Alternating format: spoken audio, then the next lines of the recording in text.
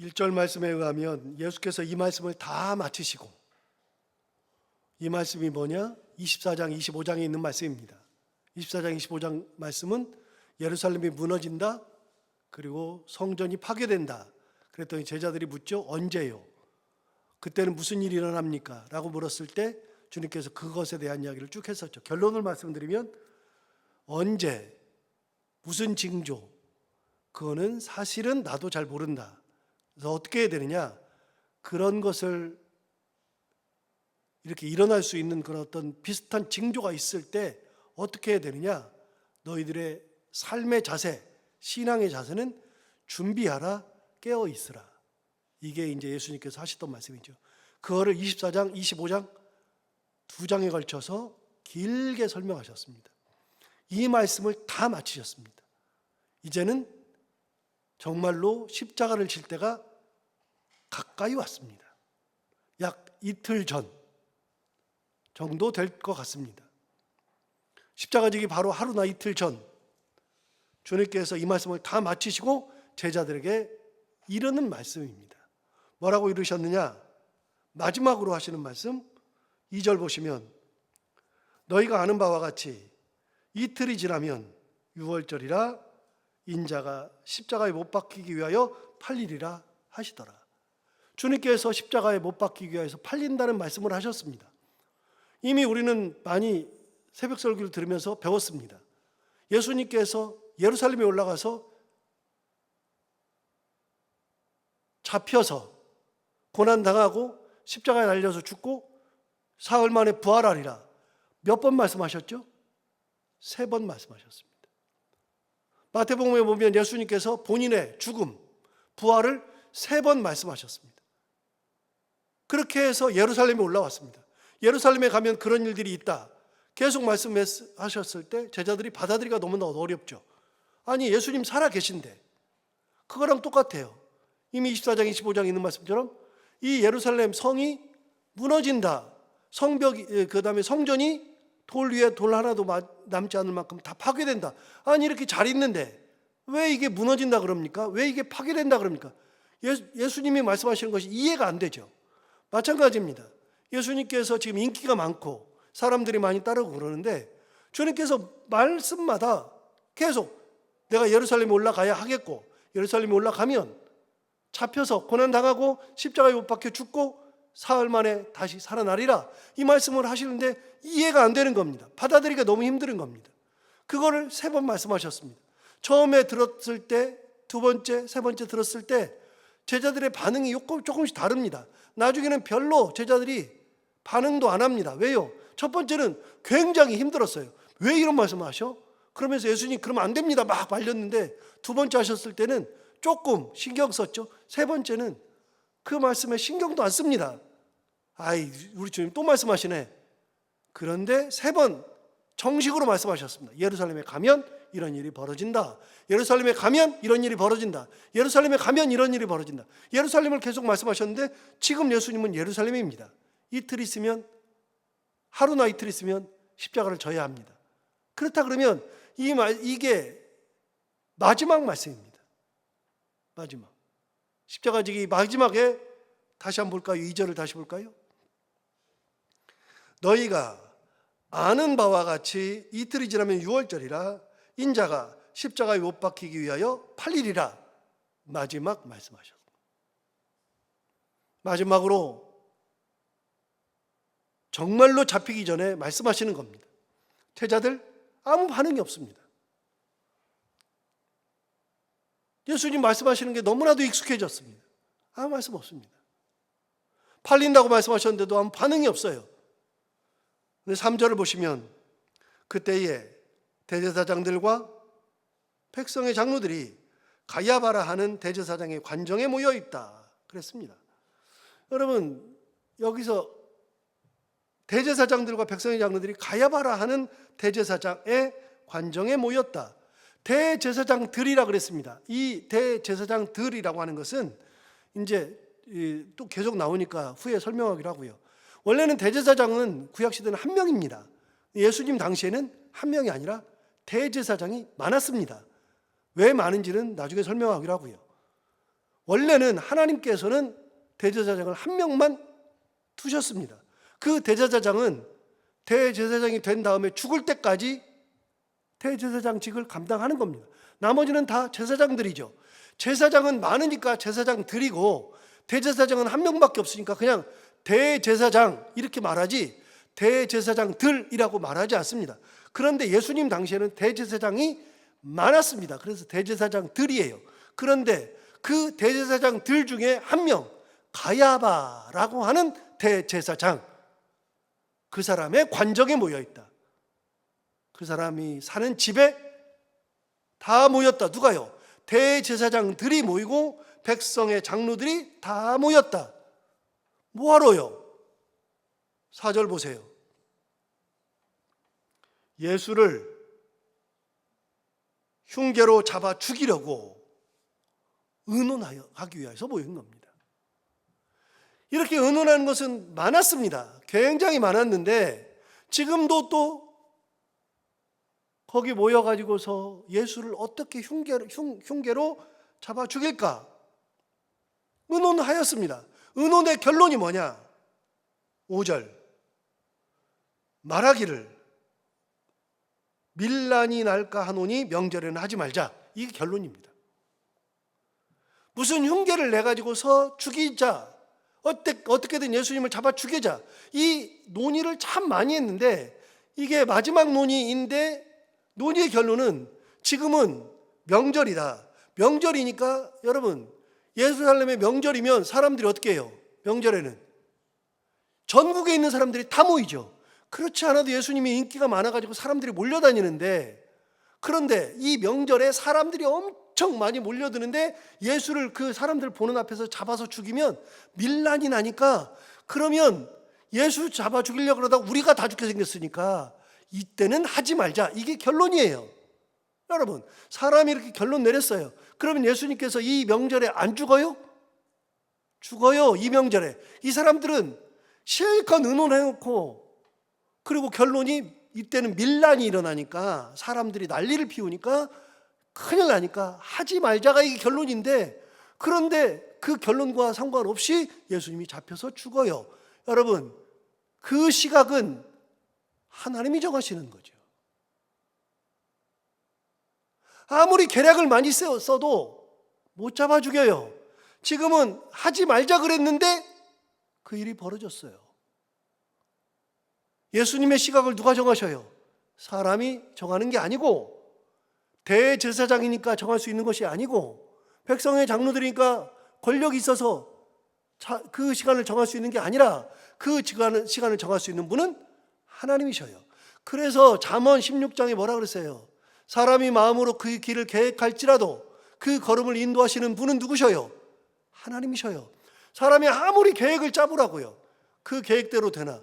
인간은 계획대로 되지 않아요. 그게 얼마나 웃겨요. 제가 이걸 보면서 야, 이게 인간이구나 싶은 게, 이 사람들은 잡아 죽이고 싶어요. 지금이라도 잡아 죽이고 싶은데 밀란이 나니까 잡아 죽이지 못해요. 하지 말자, 지금 하지 말자 그랬는데, 결국은 하나님께서 그 명절에 사람들이 다 모인 곳에서 사람들이 다 보도록, 그 사람들이 다 보면서 이 모든 것을, 하나님의 뜻을 보도록 하시는 분이 하나님이셔요. 어디 촌구석에서 아무도 안 보는 데서 돌아가신 게 아니라 명절에 그 많은 사람들이 다 모여가지고 이게 무슨 일이야 싶은 그때 모든 사람들에게 다 보이려고 하는 것이 하나님의 뜻이죠. 대제사장들은요, 이때는 하면 안 돼요. 하나님은 이때 하셔요. 누구의 뜻이 서는가? 하나님의 뜻이 서는 거예요. 하나님의 계획이 서는 거예요. 예수님 말씀대로, 예수님 마지막 기도하셨던 대로, 아버지 할 수만 있거든 이 잔을 내게서 옮기시옵소서. 그러나 내 원대로 마옵시고 아버지의 뜻대로 되기를 원하나이다. 아버지의 뜻, 하나님의 뜻. 예수님도 십자가를 지고 싶지 않아요. 그러나 하나님의 뜻, 아버지의 뜻이라 그러면 아버지의 뜻대로 되기를 원합니다. 예수님도 그렇게 해서 아버지의 뜻. 그런데 이것도 이때는 밀란이 나니까 하지 말자. 그러나 아버지의 뜻은 사람들이 모여야지 뜻이 이루어지는. 다 봐라. 모든 사람 와서 다 봐라. 심지어는 외국에 있는 사람들도 유대인이라 그러면 다 예루살렘에 올 텐데 와가지고 십자가에 달린 예수, 내 아들이 죽는 모습을 다 봐라. 그래서 많은 사람들이 모이는 곳에서 예수님을 잡아서 십자가에 다시는 분이 하나님이셔요. 누가 정하셔요? 하나님의 뜻 정하셔요. 누구의 뜻이 이루어져요? 아버지의 뜻이 이루어져요. 하나님의 뜻이. 자, 여기까지 하고 그 다음 예수의 머리에 향유를 붓다라고 하는 6절부터 내용을 보시면 이제 우리가 잘 아는 향유 붓는 얘기가 나와요. 그런데 6절을 시작을 이렇게 합니다. 뭐라고 시작하냐면 이렇게 시작하죠. 예수께서 베다니 나병 환자 시몬의 집에 계셨다. 자, 저를 잠시 볼까요? 이미 우리는 앞에 부분에 봤어요. 예루살렘에 예수님이 오셨을 때, 예루살렘 가까이 오셨을 때 처음에 가셨던 곳. 그래서 그곳에서 예루살렘 입성할 때 나귀를 끌어오라. 가서 매어 있는 나귀와 나귀 새끼를 끌어와라. 그래서 나귀 새끼를 타고서 예루살렘 입성할 때 제자들이 자기 옷을 벗어서, 겉옷을 벗어서 예수님의 안장을 만들어 드리고, 그리고 남은 제자들은 길바닥에다 깔고, 그 많은 사람들도 옷 벗어가지고 길바닥에다 깔고, 종려나무 꺾어서 길바닥에 다 깔고, 종려나무 들고서 예수님을 환영하면서 호산나 다윗의 자손이여 그러면서 환영했던 예루살렘 입성이 어디부터 시작되느냐? 벳바게부터 시작해요. 벳바게. 저 보세요. 여러분, 예루살렘, 지금 말하는 예루살렘은 산이 3개 있다 그랬죠? 시온산, 성전산, 그리고 감람산. 시온산은 조그매요. 산이긴 산인데 조그매요. 여기에 뭘 만들었냐? 다윗이 자기 성을 만들었어요. 그래서 다윗성, 우리가 말하는 다윗성, 시온, 그게 바로 시온산이에요. 다윗성이에요. 여기는 성전과 아무 상관없어요. 우리가 흔히 말하는 예루살렘 그 성벽 친 것과는 상관없어요. 성 밖에, 그 성 밖에 다윗성이 있어요. 시온산. 그리고 성전산 안에, 그 성전산 안에 성전이 들어있고, 그 성전산 안에 예수님이 달리신 십자가 달린 골고다가 성전산 그 성벽 안에 다 둘러져 있어요. 이게 성전이 들어있어요. 그 기드론 골짜기 지나가서 감람산이 있죠. 그 감람산이 이 성전산보다 약간 높아요. 그런데 성전에서 내려가서, 성전산에서 내려가서 기드론 골짜기 지나서 감람산 지나서 감람산 올라가서 내려가면, 바로 내려가는 그 길목에 벳바게가 있고, 벳바게에서 조금만 내려가면 베다니예요. 베다니. 예수님이 처음에 오셨을 때 나귀 끌어서 예루살렘 입성하실 때는 벳바게, 여기서 감람산에서 조금만 내려가면 돼요. 진짜 조금만. 거기서 더 조금만 내려가면 베다니예요. 그럼 예수님은 그 이후에는 어디 계셨냐? 남은 일주일, 십자가 지기 전에 마지막에 예루살렘에 거하실 때 남은 일주일은 베다니에 계셨어요. 베다니. 그 베다니에 누가 살았어요? 그 베다니에 나사로가 살았어요. 죽었다가 예수님 살리신 나사로. 나사로 동생들 이름이 뭐예요? 마리아와 마르다. 우리가 잘 아는 마리아, 마르다, 나사로. 이 집이 거기 있어요. 베다니에. 그래서 예수님이 가장 사랑한 가족이 이 가족이에요. 예수님이 가장 사랑한 가족. 예수님은 예루살렘 갈 때마다 베다니 나사로의 집에 묵으셨어요. 자, 그 베다니에 계실 때 얘기입니다. 6절 다시 볼까요? 6절 다시 보시면 예수께서 베다니, 그 다음 보시면 나병 환자 시몬의 집에 계셨어요. 며칠 전이라고요? 십자가 지기 하루나 이틀 전. 십자가 지기 하루나 이틀 전에 예수님이 마지막에 계셨던 곳이 어디예요? 나병 환자 시몬의 집. 주님께서 이 땅에 계시면서 누구 집에 있었는지 잘 모르지만 마지막에 어디 집에 계셨다 하실 때, 어디 집은, 마지막에 언급된 집은 나병 환자 시몬의 집이에요. 문둥병자 시몬의 집. 이게 뭐요? 여러분, 이미 우리가 본 것처럼 삭개오 사건이 있었는데, 삭개오 사건이 있었을 때 누가복음에 보면은 사람들이 뭐라 그러냐면 예수님이 삭개오의 집에 들어갔을 때 사람들이 이렇게 말했어요. 무사람이 보고 수군거려 이르되 저가 죄인의 집에 유하러 들어갔도다. 이렇게 사람 말했어요. 그러니까 저 죄인의 집에 예수님 왜 들어가? 그래가지고 죄인의 집에 들어갔대요. 그런데 우리가 봤던 마태복음에서 11장의 9절에서 이미 말씀드렸어요. 마태복음 11장 9절에서 뭐라 그랬냐면 사람들이 예수님을 보고 뭐라고 말했냐면 이렇게 말하는 걸 예수님이 듣고 옮긴 내용이 있어요. 예수님이 이렇게 말씀하셨어요. 내가 와서 인자는 와서 먹고 마시매 사람들이 말하기를 보라 먹기를 탐하고 포도주를 즐기는 사람이요.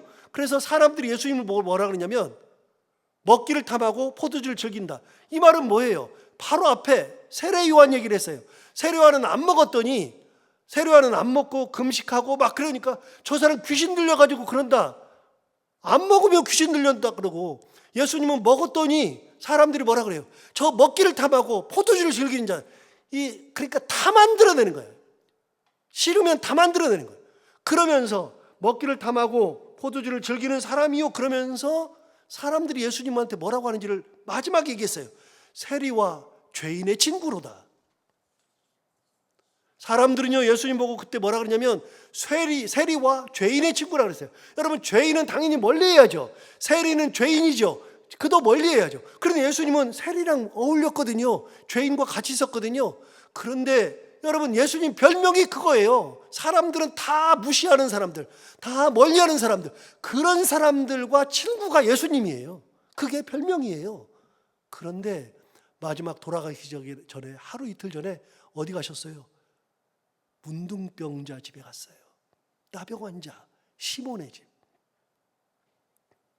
어느 누구도 들어가려고 하지 않는 사람, 어느 누구도 만나려고 하는 사람, 하지 않는 사람, 가장 천대받는 사람, 그 사람 집에 예수님께서 들어가셔서 거하셨어요. 거기 거하셨어요. 우리가 가야 할 길을 가르쳐 주죠. 신앙의 길을 가르쳐 주죠. 우리가 가야 할 길은요 예수님이 가셔야 하는 그 길이에요. 그 길이라고요. 낮고 천한 길. 그곳에 마음을 두고 사는 것이 참 신앙입니다. 저 이 한 구절 보면서 소름이 돋을 정도예요. 이 한 구절이 6절 한 절이. 나병 환자 시몬의 집에 거하셨다. 그런데 그렇게 있었을 때 어떤 일이 벌어지느냐? 53절 보시면 7절 보시면 한 여자가 매우 귀한 향유옥합을 가지고 나와서 식사하시는 예수의 머리에 부었다. 이거는 이제 향유를 부은 거죠. 오늘 우리가 찬송했던 건데 여러분 오늘 우리가 찬송할 때 뭐라 그러냐면 값비싼 향유를 주께 드린 그다음 뭐라고 해요? 자 우리가 찬양할 때 뭐라고 불러요? 값비싼 향유를 주께 드린 그다음에요. 막달라 마리아 그러죠? 여러분 여기가 어디예요? 6절 다시 보세요. 6절 어디? 베다니예요. 베다니. 막달라는 어디냐면요. 저를 잠시 보세요. 막달라는 어디냐면 여기 갈릴리예요. 갈릴리에서 요단강으로 쭉 내려와서 여기가 사해예요. 그럼 예루살렘 어디 있느냐? 사해에서 약간 위쪽에 여기가 예루살렘이에요. 갈릴리는 여기 위에요. 막달라는 그 옆이에요. 여러분 막달라 마리아랑 베다니 마리아는 완전히 달라요. 근데 이거를 찬송을 만들 때 외국 사람이 만들었는데 외국 사람이 만들면서 거기다가 막달라라고 썼어요. 그러니까 우리도 그냥 막달라 마리아. 그래서 우리는 향유를 부은 여인은 무조건 막달라 마리아인 줄 알아요. 아니에요. 베다니 마리아예요. 베다니 사는 마리아예요. 그러니까 우리가 맨날 부르면서도 잘못 부르는 거예요. 그래서 이렇게 불러야 돼요. 값비싼 향유를 주께 드린 그다음 뭐라 그래요? 베다니 마리아 본받아서 이렇게 해야지 맞아요. 이 가사는 바꿔야 돼요. 아무리 원문 가사가 막달라 그래도 이 가사는 베다니 마리아로 바꿔야 맞아요. 어쨌든 마리아예요. 그럼 여러분 베다니에 살고 있었던 유명한 사람이 있었죠. 예수님이 가장 좋아하는 가족 누구요? 나사로, 그의 동생들 마리아와 마르다. 그럼 그 마리아가 그 마리아예요. 그 마리아가 그 말이야. 시간이 많이 갔으니까 그냥 넘어가는데요. 여러분 요한복음 12장을 가서 보시면 나와요. 거기가 그 여인이 마리아라고 딱 나와요. 나사로, 마리아 다 나와요. 그러니까 마리아예요. 그 마리아가, 예수를 가장 사랑한다는 마리아가 그 다음 뭐라 그랬냐면 8절, 7절 다시 보시면 한 여자가 매우 귀한 향유 옥합을 가지고 나와서 그랬어요. 여러분 매우 귀하다 그랬는데 얼마나 귀하냐? 여러분 매우 귀하다 그러는데 이거를 뭐라 하냐면 요한복음 아까 12장 말씀드렸는데 요한복음 12장 가서 찾아보면 참 좋은데 거기 뭐라 그러냐면 나드 향유라고 그랬어요. 나드는 저도 몰라요. 저도 나드가 뭔지 몰라요. 나드는 향유니까 지금으로 말하면 향수인데 나드를 어디서 뽑느냐? 제가 찾아봤더니요. 히말라야에서만 나는 거래요. 히말라야. 그러니까 외국에서 수입해 온 거예요. 나드 향유예요. 그거는 여자가 평생 몸에 지니고 있는 건데 그 나드 향유를 그 일이 있었을 때 마가복음 14장에 보면 똑같은 본문인 마가복음 14장에 이 여인이 부었더니 거기서 제자가 뭐라 하냐면 야 이게 300데나리온에 팔아가지고서 가난한 자들에게 줄 수 있는데 왜 예수한테 부어? 그러면서 막 따졌던 제자가 한 명 있어요. 그게 누구예요? 가룟 유다예요. 가룟 유다가 막 따져요. 예수님이 나중에 얘기해요. 저희 이 도둑이라 그래요. 이 도둑이라고. 그 가룟 유다 보고 도둑이라 그러거든요. 돈꽤 맡은 자. 당시에 예수님 이렇게 같이 다닐 때 3년 동안 여러분 돈이 있어야 뭘 사 먹잖아요. 돈이 있어야 뭘 하잖아요. 그래서 그 제자들에게 돈이 있었어요. 돈 관리하던 돈꽤 맡은 사람이 유다라고요. 유다는요 돈 꽤 맡은 사람이에요. 예수님이 나중에 이 도둑이라 그랬어요. 도둑.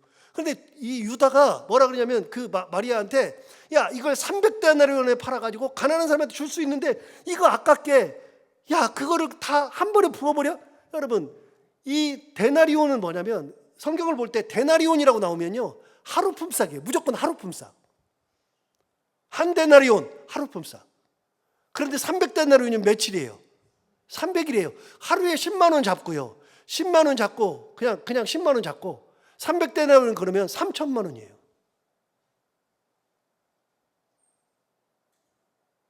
(3천만 원). 만약에 일당이 30만 원인 분은요 9천만 원이에요. 33만 원이면은요 그럼 얼마예요? 1억이 넘어요. 일당이. 여러분 그러니까 이 나드 향유가 얼마나 귀하냐면 그걸요 여인들이 평생 가지고 있어요. 평생. 그리고서 그걸 결혼할 때 가지고 가는 게 나드 향유예요. 가지고 가서 향유를 살짝 풀리는 거예요. 남편 위에서. 그거를 조금씩 일평생 쓰는 게 나드 향유예요. 그건 여인들의 결혼 지참할 때 하는 거예요. 가장 귀한 거예요. 그거를 싹 다 부었죠. 그러니까 자기의 인생을 다 드리는 것과 똑같은 거예요. 그렇게 부은 거예요. 부었더니 8절 보세요. 예수의 머리에 부었더니 8절 제자들이 보고 분개하여 이르되 무슨 의도로 이것을 허비하느냐. 그러면서 이걸 얘기해요. 9절 이것을 비싼 값에 팔아 가난한 자들에게 줄 수 있었겠도다. 비싼 값 얼마요? 이미 나왔죠. 제가 말씀드렸죠. 300데나리온. 거의 1년치. 야 이걸 비싼 값에 팔아서 가난한 자들에게 주었을 텐데 그걸 예수님 머리에다가 다 부어버려? 그랬어요. 일견 맞는 말이죠. 이렇게 귀한 거를 3천만 원을 일순간에 다 써버리냐. 그거 가지고서 가난한 사람 나눠주면 좋잖아. 이렇게 얘기했어요. 누가 얘기했어요? 유다가 얘기했어요. 도둑놈이 얘기한 거예요. 그렇게 얘기했어요. 그런데 예수님이 뭐라고 말씀하나 볼까요? 10절 보세요. 예수께서 하시고 그들에게 이르시되 너희가 어찌하여 이 여자를 괴롭게 하느냐. 그가 내게 좋은 일을 하였느니라. 내게 좋은 일을 했대요. 예수님이 이 여자 편을 들어줬어요. 왜 들어줄까? 11절 보세요. 이렇게 말했습니다. 가난한 자들은 항상 너희와 함께 있거니와 나는 항상 함께 있지 아니하리라. 이 여자가 내 몸에 이 향유를 부은 것은 내 장례를 위하여 함이니라. 내가 장례인 것을 알고 해주는 거다. 그 정도 하는 거다. 그러면서 뭐라 그래요? 이 여자는 가난한 자들은 항상 너희와 함께 있거니와 나는 항상 있지 않다. 여러분 가난한 자들은 너희와 항상 있다. 그 말은 뭐예요? 야, 왜 이 여자한테 그래? 너희는 돈 없어? 너희는 가진 거 없어? 니네 걸로 해. 너희는 왜 안 해?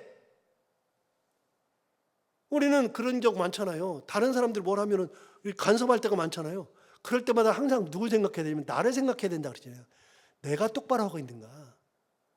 내가 진짜 향유를 부어드리듯이, 이 여인은 향유를 예수께 부어드리듯이 예수한테 부어드리든지 가난한 자들에게 내 거 향유를 부어주든지 나도 할 수 있잖아요. 나도. 왜 남이 한 걸 가지고서, 예수님에게 한 걸 가지고 네가 왜 그래? 이 여인은 나의 장례를 위해서 한 건데, 야, 그거 못해? 그럼 너도 해. 가난한 자들 항상 너희와 같이 있잖아. 너희와 같이 있는데 너희가 그 가난한 사람들 살피면 되지. 왜 이 여인이 나한테 한 걸 가지고서 가난한 사람을 챙겨? 이 여인 보고 가난한 사람 보고 얘한테 하라고 하지 말고 너희들이 해. 너희와 항상 같이 있잖아. 여러분, 신앙생활 할 때 항상 말씀드리지만요, 남을 보지 마세요. 남 얘기하지 마세요. 남이 뭘 해도 그거는 그 사람의 신앙이에요. 나는 예수의 죽음을 준비하고 예비하는 신앙으로 마리아같이 쓰임받는 사람이 있는 것이고, 그걸 뭐라고 할 필요가 없어요. 내가 어떻게 하든 남을 얘기하지 마세요. 남 얘기할 게 없어요. 남을 볼 필요가 없어요. 내가 어떻게 하느냐, 내가 하나님 앞에 어떻게 서느냐, 내가 하나님 앞에 어떤 모습으로 나아가느냐, 여러분 그렇게 항상 봐야 되지. 누가 뭐 봉사를 얼만큼 했니 많이, 누가 뭘 이걸 했니 많이, 누가 헌금을 이렇게 했니 많이, 여러분 그 아무리 중요한 건 아니에요. 그래서요, 우리 교회 주보에는 헌금자들의 명단이 나오지만, 헌금하신 분들의 명단이 나오지만 절대로 액수는 안 나오잖아요. 어떤 교회는 액수 썼던 교회도 있어요. 그리고 헌금 많이 한 순서대로 쓰잖아요. 많이 한 순서대로. 희한하게 딱 보면 헌금을 누가 많이 했는지 딱 순서대로 쓰는 경우가 있어요. 제가 봤더니 우리 장로님이, 목사님 이거는 순서대로 안 썼으면 좋겠습니다. 저도 항상 들었던 생각이에요. 어디서든지 계속 들었는데, 거기서 들었는데 도대체 왜 이렇게 헌금 순서대로 쓰느냐, 하나님께서 이걸 받는 것들이 이런 게 아닌데, 진짜 의문이었어요. 근데 헌금 순서대로 이름을 쭉 써요. 그러니까 맨 밑에 있는 사람은 헌금을 제일 조그만 거예요. 어떤 감사금 그러면 제일 조그만 거, 11조 하면 가장 조그만 거. 정말로 보기 싫었거든요. 부임하자마자 장로님 그 말씀부터 하셔요. 목사님 이거 안 했으면 좋겠습니다. 저도 똑같은 생각이에요. 우리 교회는 누가 헌금을 많이 했는지 적었는지 몰라요. 가나다로 순이니까요. 가끔은 그런 생각도 해요. 왜 가나다로 순으로 기역부터 쓸까? 히읗부터 거꾸로 쓰면 어떨까? 이런 생각도 가끔 하거든요. 거꾸로 한번 써줘야 되겠다 이런 생각도 해요. 여러분, 헌금을 많이 하고 적게 하고 어디가 있어요? 네가 뭐 많이 하니 뭐, 그거 하나님 앞에 나아가서 하나님께 드리는 건데, 여러분 남을 볼 필요가 뭐가 있어요? 이 여인 보고 왜 이런 얘기를 해요? 그럴 필요가 없는 거죠. 예수님 말씀하시고, 가난한 자들은 너희와 항상 함께 있지 않냐. 이 여인은 내가 죽는 것을, 내 장례 예비한 것에 불과한데. 그래서 13절 말합니다. 내가 진실로 너희에게 이르노니 온 천하에 어디서든지 이 복음이 전파되는 곳에서는 이 여자가 행하는 일도 하여 말하여 그를 기억하리라. 이 여인은 인생을 다 드려 예수님을 장례를 예비한 여인으로 끝까지 말하여라, 이렇게까지 말씀하시죠. 이게 예수님 잡히기 하루 전, 이틀 전이에요. 참 대단하죠. 가장 귀한 것은 나병 환자 시몬의 집에 들어가신 예수 그리스도, 거기까지 찾아와서 마리아가 향유옥합을, 가장 귀한 것을 부어드린 마리아의 신앙, 이 신앙 본받고 그 신앙 가운데 하나님 앞에 가장 귀한 것을 드리며 살아갈 수 있는 우리 모두가 다 될 수 있기를 바랍니다. 기도하겠습니다. 하나님 아버지 감사합니다. 오늘도 귀한 말씀으로 우리를 깨우셔서 감사합니다. 오늘 말씀을 듣고 보니 이 모든 것을 정하는 것은 하나님께서 뜻 가운데 정하는 것이어서, 사람들은 사람이 많으니 하지 말자 그러는데, 예수님은 하나님은 사람이 많으니 많은 곳에서 십자가에 달리게 해야 되겠다 하는 것이 하나님의 뜻일진데, 하나님의 뜻을 누가 꺾을 수 있겠습니까? 하나님의 뜻 알고 그 뜻에 순복하는 길밖에 없는 것을 깨닫습니다. 그 신앙 가지고 살게 하여 주옵시고, 예수님의 마음처럼 나병 환자의 집에 들어가는 그런 신앙을 갖는 저희들 되게 하여 주옵시고, 또한 그곳까지 찾아와서 가장 귀한 것을 드렸던 마리아의 신앙처럼 우리도 가장 귀한 것을 예수 그리스도에게, 하나님에게 드리며 살아갈 수 있는 참 믿음의 삶을 살아갈 수 있는 저희들이 다 되게 하여 주옵소서. 하나님 아버지, 오늘도 하루를 살아갈 때 이 말씀을 기억하며 살게 하여 주옵시고, 이 말씀이 우리가 살아가는 데 힘이 되기를 원하며, 오늘도 기도하러 나온 사랑하는 성도들이 있습니다. 한 분 한 분 다 기도 제목을 가지고 하나님 앞에 그 기도를 올려드리며 하나님께서 응답하시기를 바라는 마음으로, 간절한 마음으로 나왔사오니 한 분 한 분의 기도를 다 들응답하여 주옵시고, 돌아갈 때에는 하나님 아버지 응답하시는 그 응답 가지고 돌아갈 수 있는 귀한 하나님의 사람들이 다 되게 하여 주옵소서. 하나님 아버지, 오늘도 하루를 살아갈 때 우리가 해야 되는 것들 기쁨으로 잘 감당하게 하시고, 만나는 분들이 누구든지 그들과 함께 웃고 행복한 하루가 되게 하여 주옵소서. 예수님 이름으로 기도하옵나이다.